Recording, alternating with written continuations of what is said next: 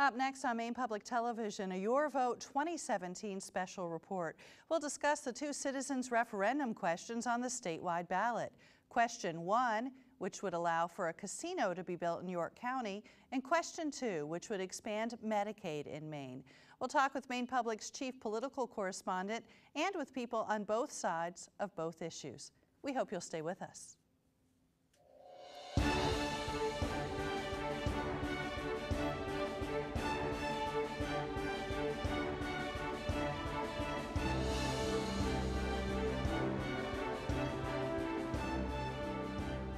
Hello, I'm Jennifer Rooks. Thank you for joining us for this 2017 Your Vote special report.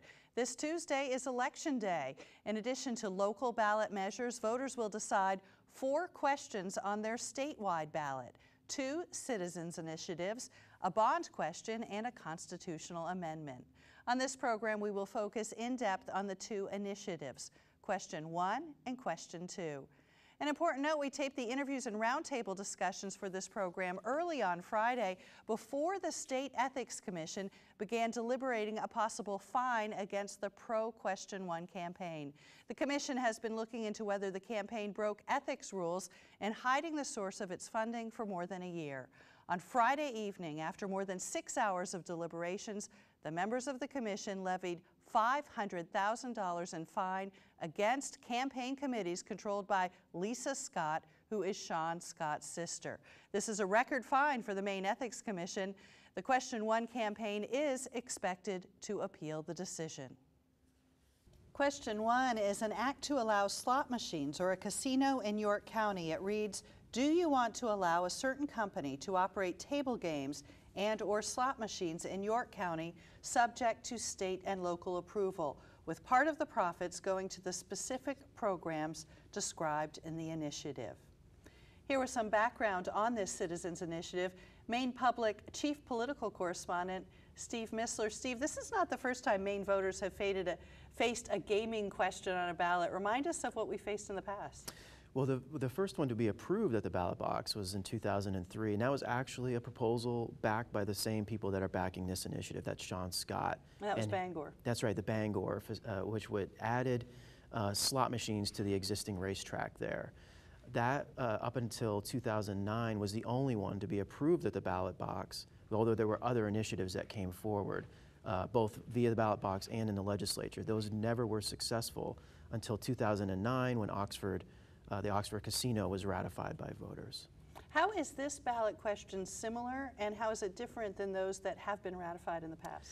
Well, it's similar in the sense that a gaming initiative has tried to go through the ballot box, and because they've either been unsuccessful in the legislature and because the state really doesn't have a comprehensive gaming plan. We've sort of opened the door to gaming, but we haven't quite figured out how people should walk through it. It's different, very different in a couple of ways. One, this particular proposal, unlike the previous ones, there won't be a competitive bid process for the license. It's tailored specifically for one developer, that's Sean Scott, and that's created a lot of controversy. The other difference is just in the way the campaign has unfolded, really unorthodox, and including the way it's been paid for, how much money has been spent, and just the way the campaign has operated up until recently. Well, let's talk about this. This has been under scrutiny for a couple of years now. Really expensive referendum campaign. Yeah, very much so. I mean, they spent over $4 million just to get on the ballot. That's just through collecting signatures. Part of that is because they were unsuccessful the first time. They originally wanted to do this and get on the 2016 ballot, but when they turned in over 90,000 signatures, over half were invalidated for a wide array of irregularities by the Secretary of State. They came back and dumped another $2 million into the campaign, and then they were successful in getting on the ballot this year. And we have an updated idea of how much they paid per signature. Right. Originally, we were thinking they were paying between $7 and $10 per signature, which is a lot of money, almost unprecedented. What we found in some recently disclosed documents through the Maine Ethics Commission is that there was a contract to pay people up to $17 per signature. That's a lot of money. This has been under scrutiny of both the Legislative Committee and the State Ethics Committee. What are these committees looking at? Well, the Government Oversight Committee, which is a arm of the legislature, it's sort of a watchdog agency, was looking at this proposal. They wanted to have an informational session about Sean Scott, his network of funders, his track record in gaming, which is controversial. There's been a lot of litigation that's followed this particular developer, and where he lives, all those things. And what they did, they didn't make any determinations. It wasn't a real investigation, but what they came out saying was that this was an example of how Maine's citizen initiative process has been exploited, almost commercialized. And this is an initiative process that was originally crafted to redress, for citizens to redress their legislature, to enact laws that the legislature won't, or to repeal laws that the legislature has passed. How do Maine's tribes feel about this measure? They've had their own gaming measures defeated in the past. They have. They've never been successful, and they are split on this proposal. The Aroostook Band of Micmacs, which was excluded from what's known as the Cascade from the Oxford Casino, has reached an agreement with the proponents of Question 1. We don't know the details of that, but they have come out and endorsed it. They've been paid $28,000 by the campaign for that endorsement and for their advocacy for this proposal.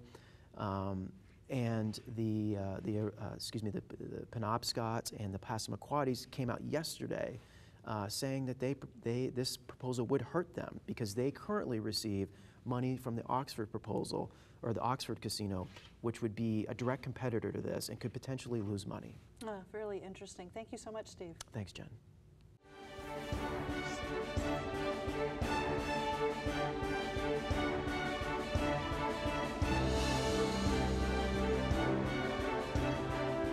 Joining me now to debate Question 1, the man who is the primary backer of the initiative, Sean Scott, and the legislator who has spearheaded legislative scrutiny of it, Representative Louis Lucchini, who is a Democrat from Ellsworth. Thank you both for being here. Sean Scott, I'll start with you. Why do you believe voters should vote yes on 1? Well, it's a $200 million investment into Maine that will create 2,100 good-paying permanent jobs, year-round jobs, and $45 million in tax revenue.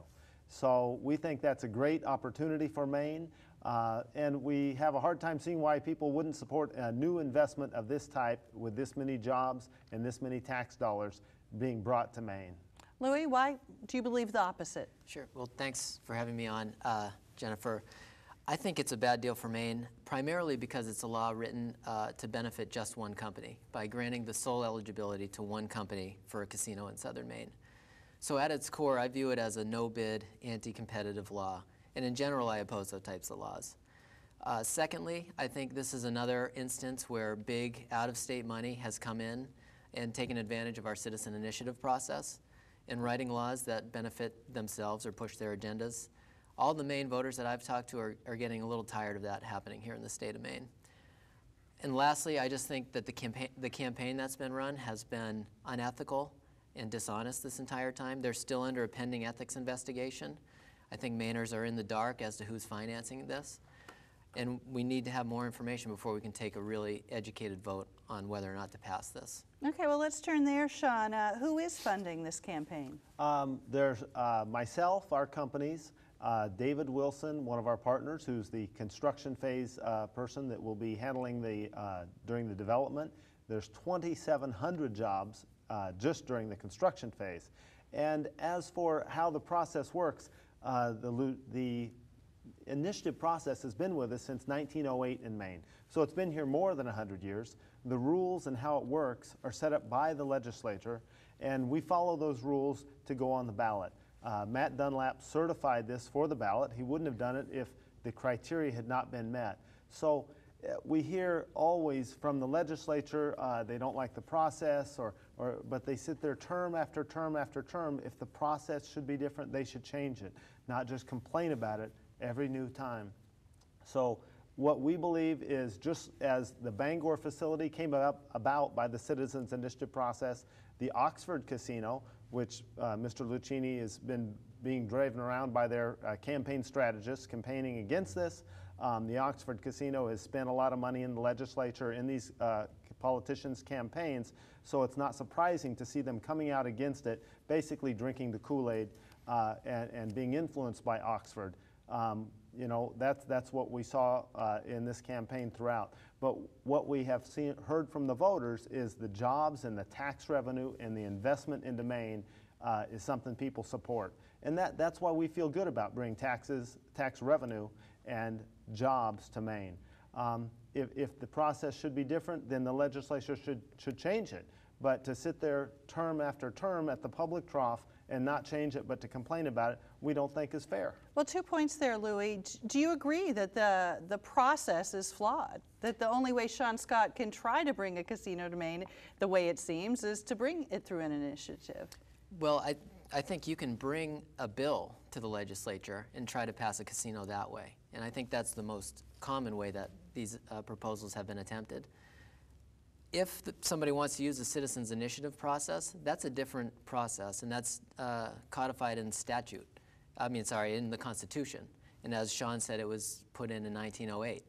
And I think it was the crafters of that amendment at the time didn't foresee a situation where people would simply drop into the state from Saipan and write a law to benefit themselves, make tens of millions of dollars in profit, and then just leave.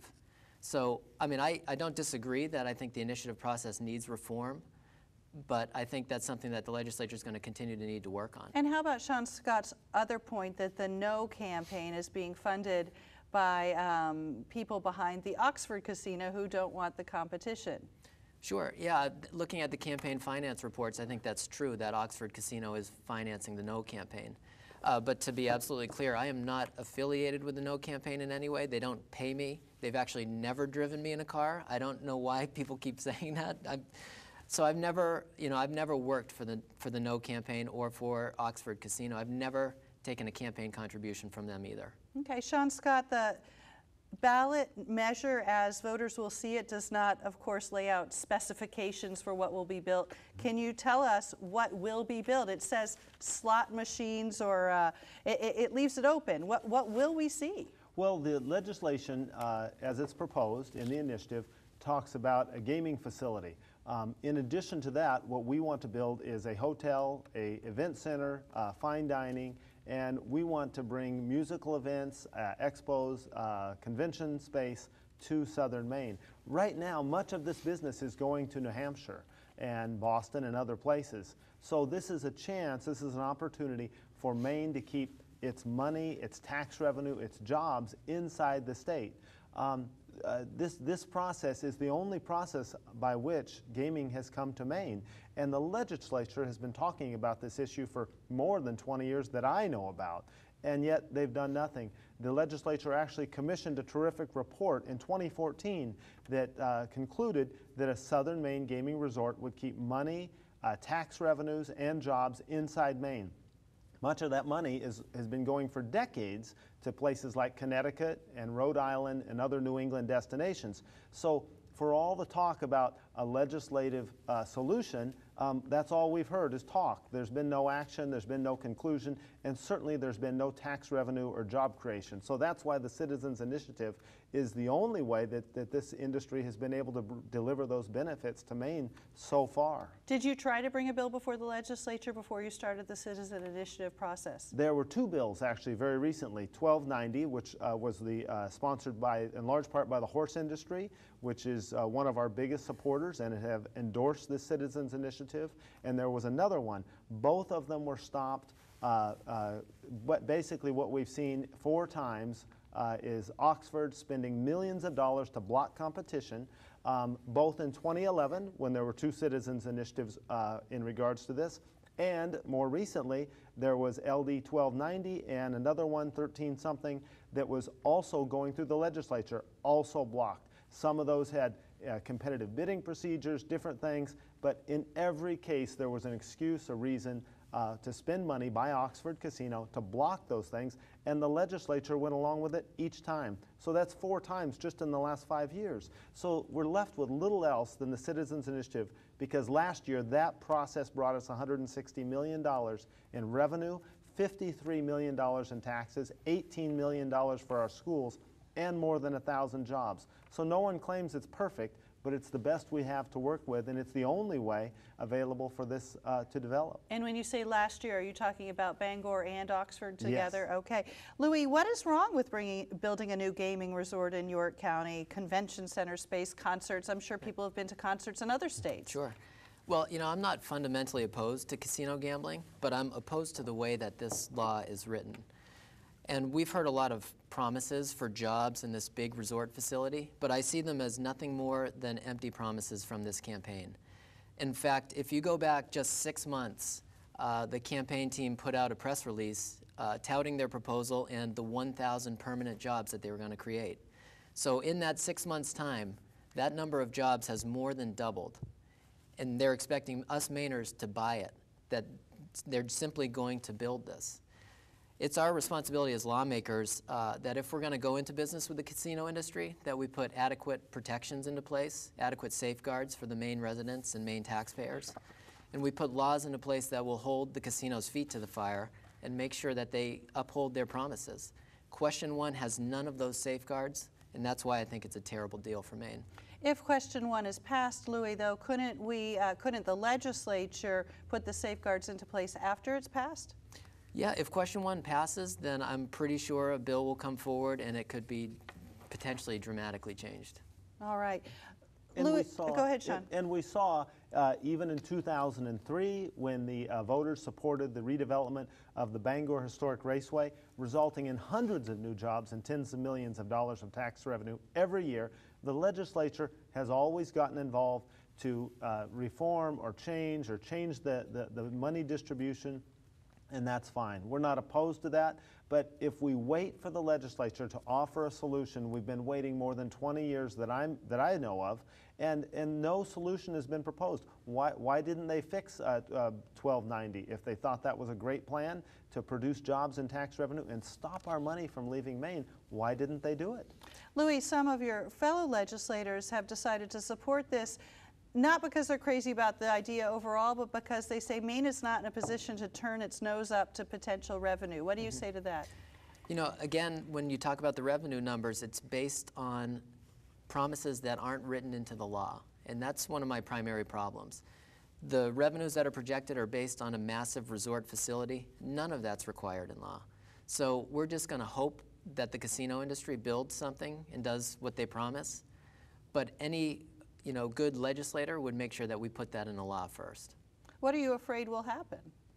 Well, I think what will happen, just from looking at the history with Mr. Scott, is that he will have his entity become eligible for a license, then he'll sell his company for profits of tens of millions of dollars. We've seen estimates that it could be worth $200 million. And then he'll just take all those profits that could have been invested here in Maine, he'll just take those back across the Pacific to Saipan. And what did we see when we did Bangor Historic Raceway? What we saw was tens of millions of dollars every year produced. When we redeveloped Bangor Historic Raceway, we had plans to develop the lower floor, the ground floor, as the slot machine facility. Later on, the legislature offered to add table games, which they did.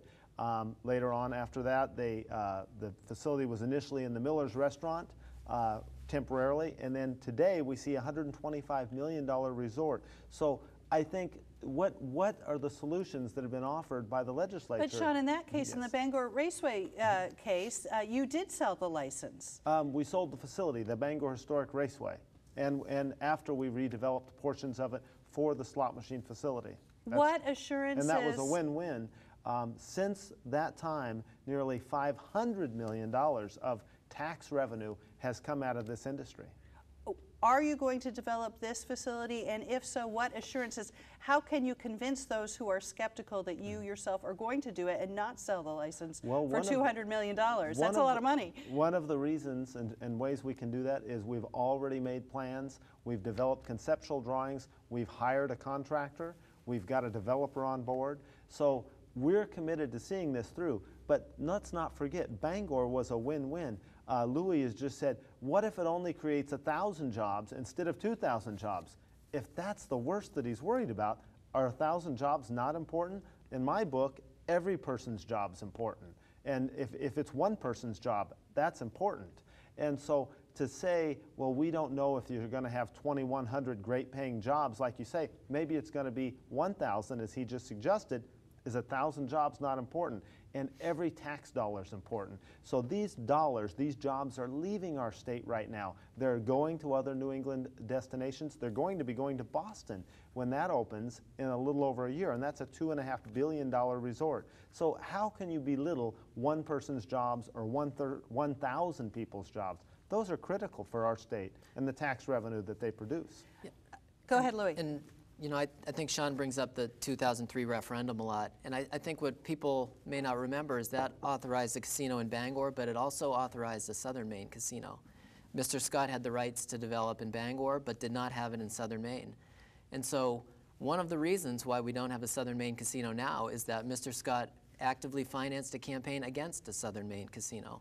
He financed a PAC called Good Morals for Maine that worked against Scarborough Downs obtaining a casino, and then later worked against Westbrook and Saco in their attempts to get a casino in Southern Maine. So to me, the only difference that I see now is that he has the ability to own it.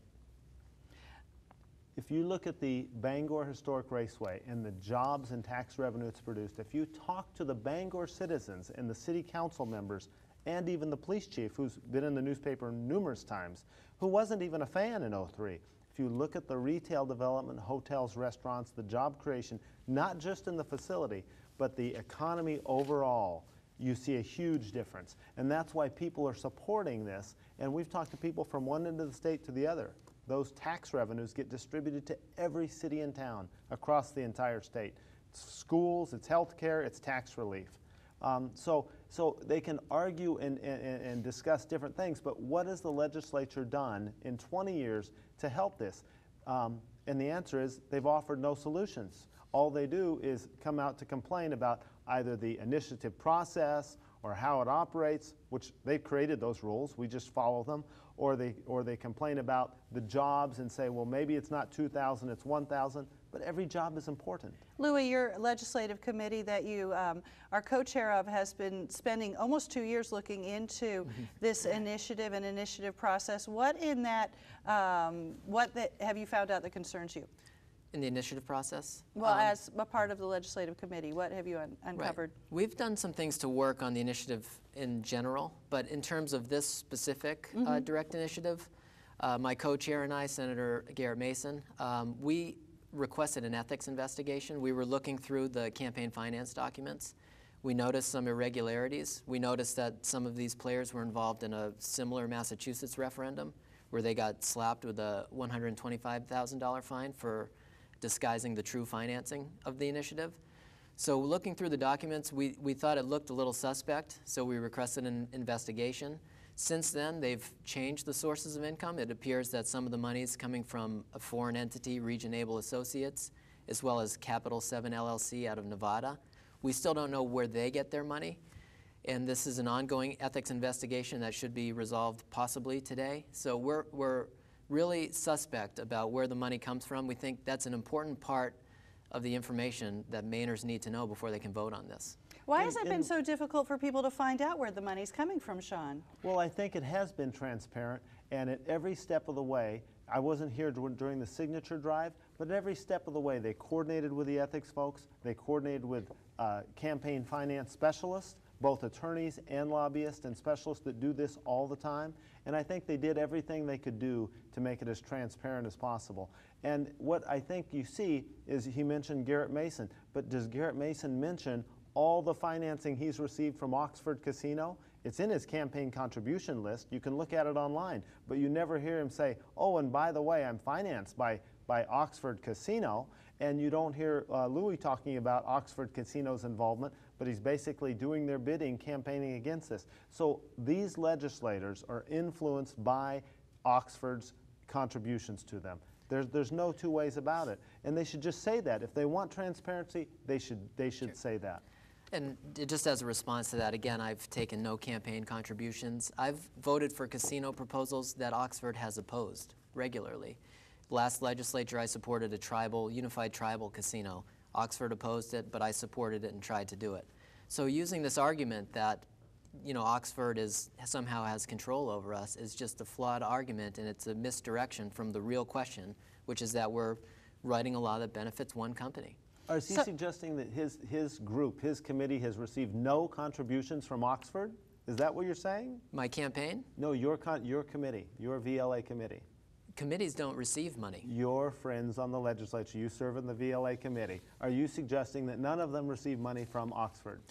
I'm guessing that other legislators have received money. We all know they have. So, Louis, your opposition is not to a casino, but it's to this referendum that would benefit Sean Scott. Yes. Capital 7. Capital 7, your Yes, company. my company. Yes, as written, I don't think any law is good that benefits just one company. And so, as Sean just said, it would benefit Capital 7. It's not a competitive bid. It's you know, a special law for one company. And we still don't know where Capital 7 gets its money. We know they've contributed millions to this campaign, but we don't know where Capital 7 gets its money. If it's coming from your company, your personal donations, or some of these reported EB5 companies overseas. Where were they on the Bangor initiative? That was exactly the same process. Or Oxford initiative, exactly the same process. We're short on time, Sean Scott. Why ought the people of Maine to trust you? Okay, here's why people should vote yes on question 1 next Tuesday. It's all about 2,100 new jobs, it's $45 million in tax revenue, and it's a $200 million investment coming to the state of Maine. No one claims the initiative process is perfect, and certainly the legislative process is far from perfect. We all agree, I think, about that. But this industry has produced last year $160 million in revenue for our state and 1,000 jobs. And every one of those jobs is important. All right, and Louis, final word from you. You know, my opposition, again, is based on the fact that this is written for one company, to benefit one company. I don't think laws should be written in an anti-competitive way that only help one company and let them have the potential for enormous profit. Secondly, again, I think this is just a hijacking, as Governor LePage said, of our Citizens Initiative process. And I agree 100% with Governor LePage. I think they're trying to pull the wool over our eyes on this one. All right, Louis Lucchini, Sean Scott, thank you so much for being here today. Thank you. Thank you.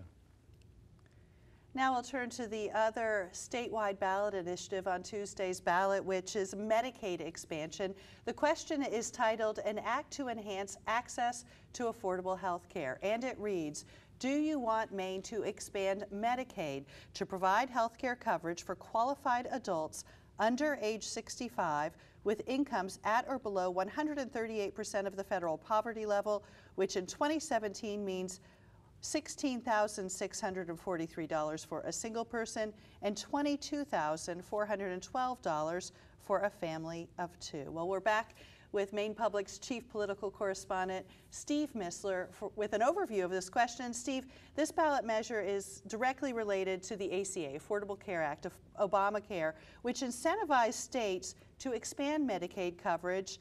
What did the federal government offer to Maine, and why did not Maine participate? Well, the federal government offered Maine the same deal it offered every other state, which is to, originally it was to pay almost all of the expansion population for the first 3 years up till 2020, and then ratchet down to 90% reimbursement to the states thereafter. Maine did not take that deal. In fact, there were 6 proposals in the legislature designed to expand Medicaid, and Governor Paul LePage rejected every one of them with help with Republican lawmakers on override votes. One of the reasons why they didn't expand Medicaid is because the arguments against it are simply that we were an early expander in 2003, and a lot of people think that Medicaid is a budget buster.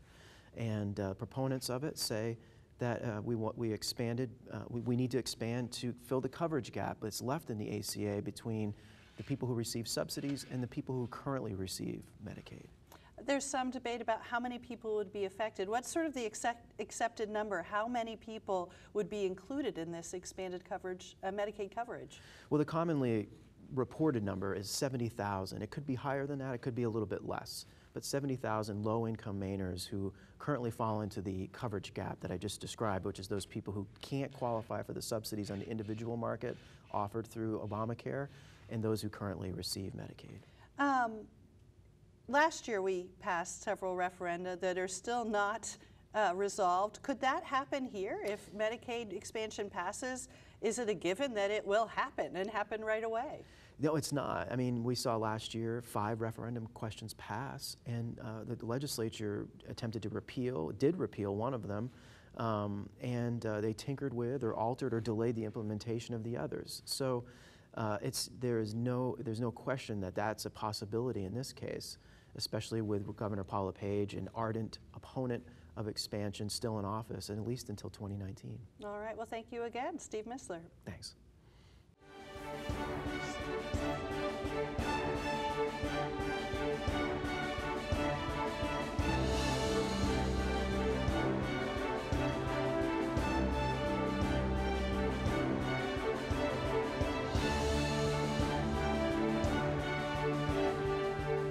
Joining us now to debate question 2, Robin Merrill, Executive Director of Maine Equal Justice Partners. She supports question 2. And Representative Heather Siraki, a Republican of Scarborough, who opposes question 2. Thank you both for being here today. And I'll start with you, Robin. Why do you believe it's so important for people to vote yes on 2?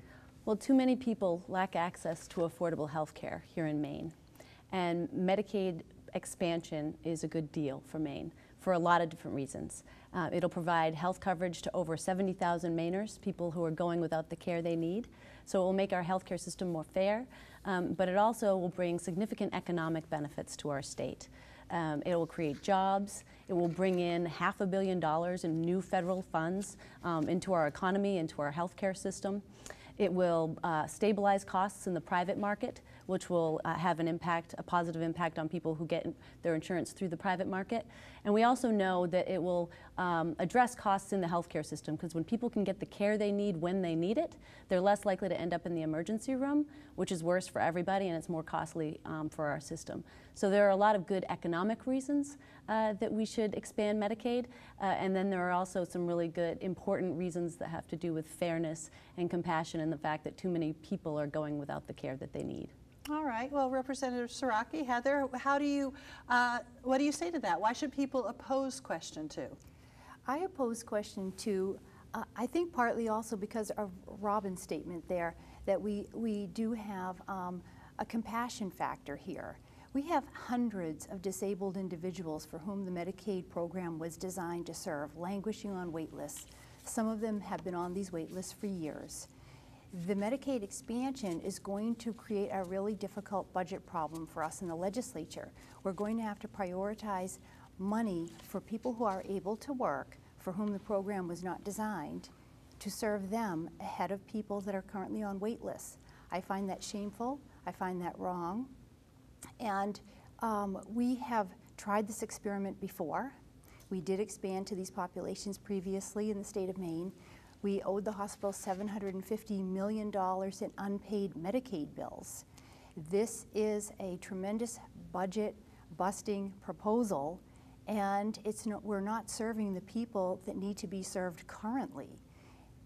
Explain that to me. How does this measure force people who are on wait lists to not receive Medicaid? If new people are coming onto Medicaid and there's federal funding dollars to help them, how does that affect people who have disabilities? I think it might help if you can hear the Center for Medicaid and Medicare Services definition of the Medicaid program. I'd like to read that. A healthcare program that assists low-income families and individuals in paying for long-term medical and custodial care costs. Custodial care definition is services and care for convalescent and chronically ill individuals. I have a mother in my district. She has a 20-year-old disabled son. She was told that they would be waiting 10 years, that's this summer, this is recent, 10 years on a wait list to get into a group home. This mother had to stop working to stay home and care for her son. He cannot be left alone at all. The program, the Medicaid program, is designed to serve our chronically ill. It's not designed to serve the able to work. That's why we have something called a non-categorical. Non-categorical means there's no category to serve the able to work population. The Affordable Care Act, it was twofold. Not only did it talk about expanding the Medicaid program, but it also offered subsidized health insurance, real health insurance through the exchange for individuals 100 to 400% of federal poverty level. I would challenge Congress to fix the problem with the 0 to 100%. This proposal before the Maine voters will expand Medicaid to 0 to 138% of federal poverty level, and most of the individuals we're talking about would qualify for heavily subsidized real health insurance on the exchanges. Okay, there are a few points there, Robin. Why don't we start with how this would affect those who are on the wait list, people who are disabled who are already on wait lists for Medicaid? Well, it won't, and that point just doesn't hold water. The wait list, to be clear, so folks who are on the wait lists are covered or qualify for Medicaid coverage, but they're on wait lists for home-based services.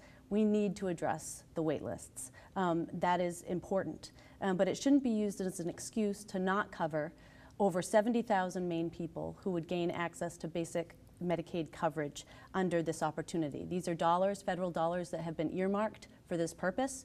This will increase the size of the pie in terms of resources that are available to help people address their health care needs. And I also think it's really important to point out that there are 11 states in this country who don't have wait lists. They do not have wait lists, and 9 of them are states that have expanded their Medicaid program. The 2 states with the largest wait lists, Texas and Florida, have not expanded their Medicaid program. So there's not a correlation, and you can't say that because Maine will expand, somehow that will result in cuts to our wait lists. We need to, or make that problem worse rather. We need to address the wait lists, and this is an opportunity in front of us right now to address health care needs that we know exist. We know that people are going without the care they need. And, and that it's unnecessary, that we have a solution in front of us to do something about that. And, in thinking about stories and wanting to share, I think, a really important story in that we recently met a woman named Penny who lost her husband Lester last summer because he wasn't able to get the care he needed when he needed it. He worked in Great Northern Paper in Millinocket for 33 years. He was laid off in 2014. He applied for MaineCare, for Medicaid, and he was denied because we had not expanded Medicaid here in Maine. He then fortunately found a job, but that job didn't provide health coverage. And so when he started experiencing significant stomach pain, he put off going to the doctor. As many of us are familiar with, when you don't have insurance, when you don't have coverage, you often put it off as long as you can. It got so bad that he went into urgent care. They sent him home saying it was probably the flu. And a couple weeks later, he got life flighted to the hospital and he died because he had a serious blockage in 2 major arteries. So he is not, and Penny, this is recent, so it's hard for her to, I think, share the story, but she wants to share it because she knows that Lester is not alone, that there are people who are dying because they don't have the health care coverage they need and they don't get the health care they need when they need it, and that there are so many other people, over 70,000 people, who would benefit from this. Who need access to affordable coverage. Well, let's talk about that number in the 70,000. The point that Heather made, that many people who would be covered under Medicaid, the 100, if we raise the level to 138% of the federal poverty level, how many of those 70,000 are people who currently qualify for a subsidy under the Affordable Care Act? So, I don't have the exact number in terms of the breakdown of how many fall into each group. I know the majority are people who are under the poverty level who currently call into what's called the coverage gap because they don't have any options, because they don't qualify for subsidies in the exchange. I also know that a lot of the folks who would gain coverage, who are between 100 and 138% of the poverty level. We're talking about parents, and we're often talking about a lot of single parents or parents who are struggling to get by. I mean, these are folks who are making less than, you think of as a mom who's raising 1 child, this is someone who's making less than $22,000 a year. And so the fact that folks will be able to qualify for Medicaid who are in that income bracket is incredibly important, because we know that even with subsidies available, that a lot of people are going without the care they need because they still can't afford to make those costs. Too many people, I just want to make the point that there are so many people we talk with who are having to choose between going to the doctor or keeping the lights on, putting food on the table, and no one should have to make that choice. So Heather, what about these working people who make too much money to qualify for Medicaid but do not qualify for an ACA subsidy? We don't know what the number is, but we know there are many people out there, and I can say as the host of Maine Calling, whenever we do a healthcare program, they call us and ask us what they can do. If question 2 does not pass, what will their options be? Well, currently the options do exist. And I think this is a really sad thing that a lot of Mainers don't understand what the options are available to them. You have a charity program called Medicaid. We have a charity program called the Charity Care Hospital Program. We have 745 hospital-based physicians who must provide health care through these charity care programs. You can sign up in about 15 minutes for one of these programs at your local hospital. Every one of Maine's hospitals, 39 hospitals, are nonprofit hospitals. The reason they have nonprofit status is they get a huge tax break in anticipation that they will be providing charity care. And this is not emergency department care. This is real doctors in a real office. They also have something called federally qualified health centers, which were created by the federal government specifically to serve the uninsured and the underinsured in the state, in each state. And they also receive a much larger reimbursement rate through the Medicaid program, and that is to offset their losses. So there are options available. There are 140 locations of these federally qualified health centers peppered throughout the state. And then if they work just 26 hours a week at $9 an hour, the current minimum wage, individuals will qualify for heavily subsidized health insurance through the exchange, through healthcare.gov. So there's an incentive to work at least 26 hours a week and access real health insurance through the exchanges. The voters on November 7th get to do my job. I'm a legislator. And my job means I listen to the pros and the cons of all issues, look at the fiscal note, who does it impact, and we usually have a public hearing to hear from people that will be directly affected. Hundreds of thousands of voters in Maine are going to go to the polls and make a decision for a smaller subset of people. That smaller subset of people may not want Medicaid. They might like their doctor and their larger provider network. They might prefer to keep the subsidized health insurance on the exchanges. We're making a large assumption for people. They don't understand the estate recovery string that could be attached to the program. They don't understand the geographical limitations. Each Medicaid program is unique and specific to each state, and so those programs apply within each state's borders. In order to access care outside the state, sometimes you have to get permission. It's not quite as easy as if you have private insurance. Private insurance is always better, and providers prefer it with a higher reimbursement rate. I work in a dental office. We've never accepted Medicaid or Medicare. Why? The reimbursement rate is so low. We would have to raise the prices on everyone else in order to offset the losses. I want to ask you about this, Robin.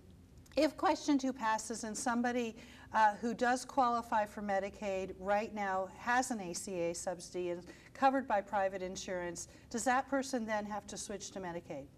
No, so we haven't seen what some people call crowd out, or this problem where people are, moving off of the private market and all going into going on to Medicaid. I think the point I really want to make in addressing. So no, they wouldn't have to make that choice. They wouldn't have to go on to Medicaid if they qualify? So my understanding is that if people qualify for Medicaid and they're able to get Medicaid, then they'll be able to get that coverage.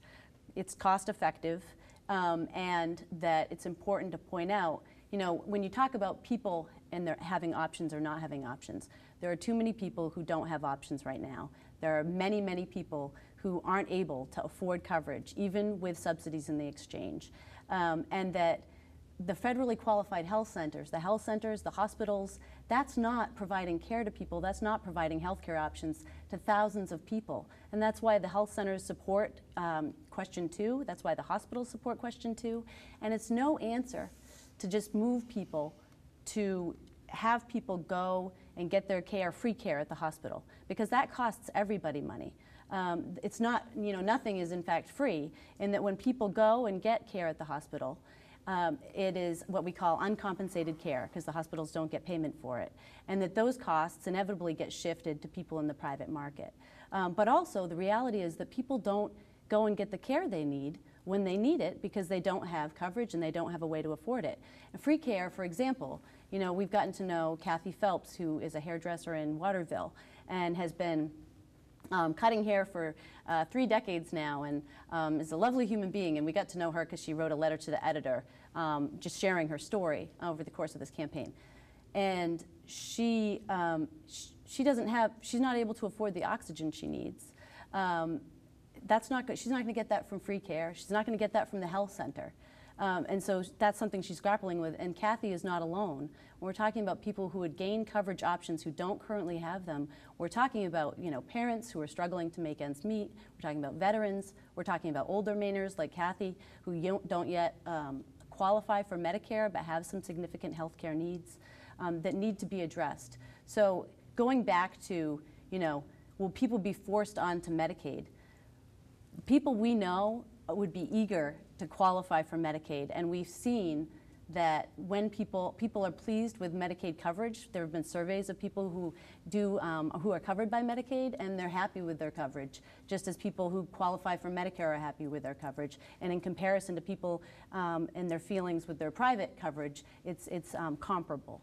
So it's just not a concern. I think the focus should really be on the fact that too many people, tens of thousands of Mainers, don't have any options and aren't getting the care they need when they need it and are suffering as a result. And there's no reason for that because we have this opportunity before us right now. And when you do weigh all the benefits, the costs, the benefits, and you look at the whole picture, there's a significant return on investment that we will see, that our community will see, that our economy will see if we take advantage of these federal dollars that have been earmarked for Maine.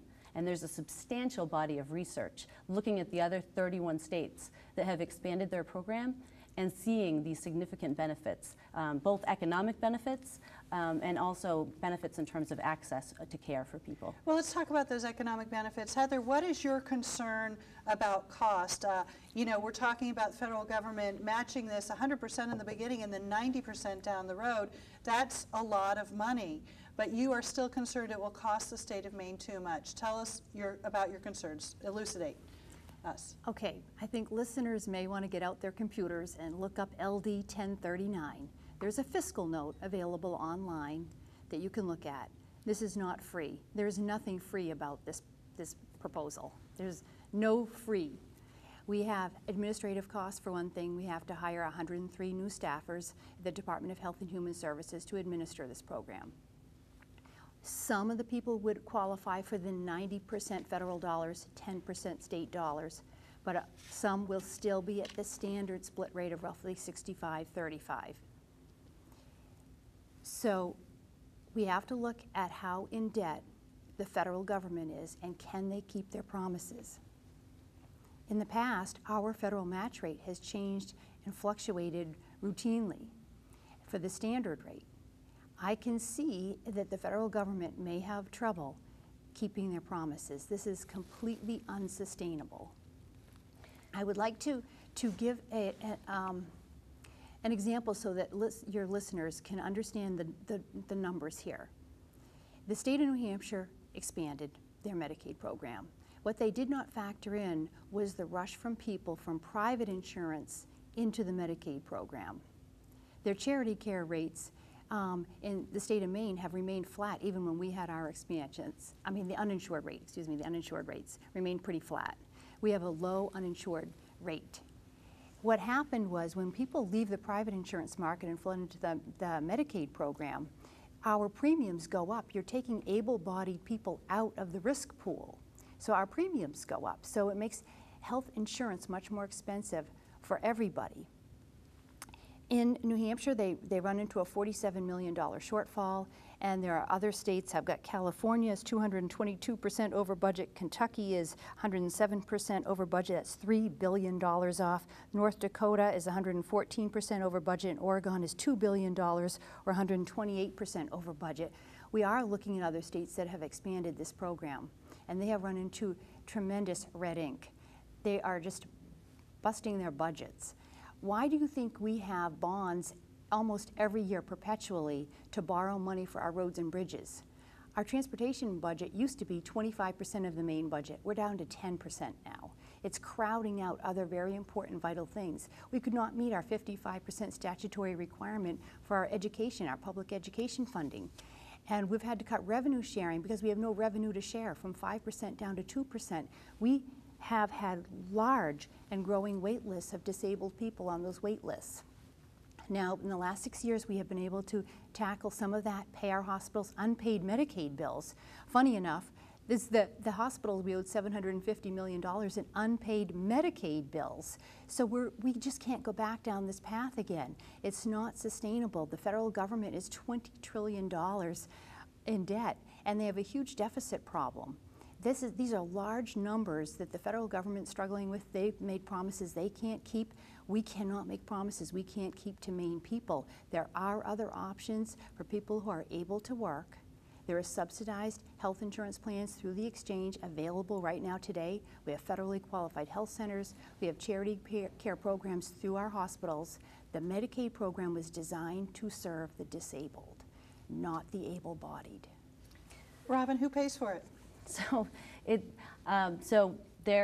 I've made the point already, but I'll make it again, that this would bring in over $500 million in new federal dollars into Maine, into our economy. But it would cost the state something like $50 million Yes, a year. exactly. So I was going to get there. So there is a fiscal note, this is the nonpartisan Office of Fiscal Policy and Review that puts together the fiscal note, and we know from that it'll bring in over $500 million a year, $525 million a year in federal funding, and that would come at a cost to the state of about $54 million. So when you look at the return on investment there, I think and all of the benefits that would come in terms of investing those state dollars, it's definitely worth making the investment. You think about any other deal, if we were going to build a road and we were going to get 90 cents on the dollar, if the state put in that money to do that, we would make that investment in our infrastructure. And this is really an investment in our community infrastructure and in people. And it's one worth making. And I also want to note that the fiscal note has determined that we would see a savings of $27 million a year, and this is savings from our general fund, services we currently provide with solely state dollars, where now we would be, if we take advantage of this opportunity, would be drawing down federal funds. So there are budget savings, and there are also, there is a lot of research that has looked at the experience of other states that have expanded, because there's 31 other states that have expanded. I want to note that none of them have reversed that decision. They all still have Medicaid expansion. The majority of those states have Republican governors. But there's a lot of research out there, Kaiser, Commonwealth, Robert Wood Johnson, looking at the experience of other states and finding significant budget savings, finding significant improvements in terms of health access. I would urge people to look at the evidence that's out there. You don't have to believe me. You can look at all of the research that's been done and come to your own conclusion. There's a lot of support for the fact that Medicaid expansion works and that this would be a good opportunity for Maine. Okay, we just have a little bit of time left, Heather, and just how would you sum up your opposition to question 2? Again, my opposition involves realizing that this program is not free. It's an expensive program that will come at the cost of other important programs in the state of Maine. The Medicaid program was not designed to serve the able-bodied, and there are options for them. And the disabled need to come first. They need to be served. They're on wait lists right now. We cannot go back to owing our hospitals hundreds of millions of dollars again and cutting other vital programs. All right, and Robin, how would you summarize your support for question 2? I would say that too many people lack access to affordable care, and we can't deny that fact. And that this provides, Medicaid expansion provides us with a solution. And there are significant reasons to do it.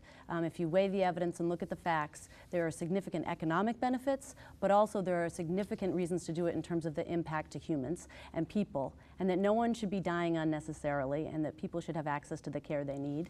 People like Lester, people like Kathy, that over 70,000 people who have stories that are important to, and we need to address this issue, and we have an opportunity to do that right now. now. It's a solution that can't wait. All right, well, thank you very much, both of you. Robin Merrill, Executive Director of the Maine Equal Justice Partners. Heather Siraki, a Republican legislator who represents Scarborough. For more information on questions 1 and 2, including coverage from our radio news team and Maine Calling, you can find it at our Your Vote 2017 website. That's at mainepublic.org/your vote. There's also information there about the other 2 measures on the statewide ballot. Question 3, which is a transportation infrastructure bond, and question 4, which would alter Maine's constitution regarding Maine's public employees retirement system.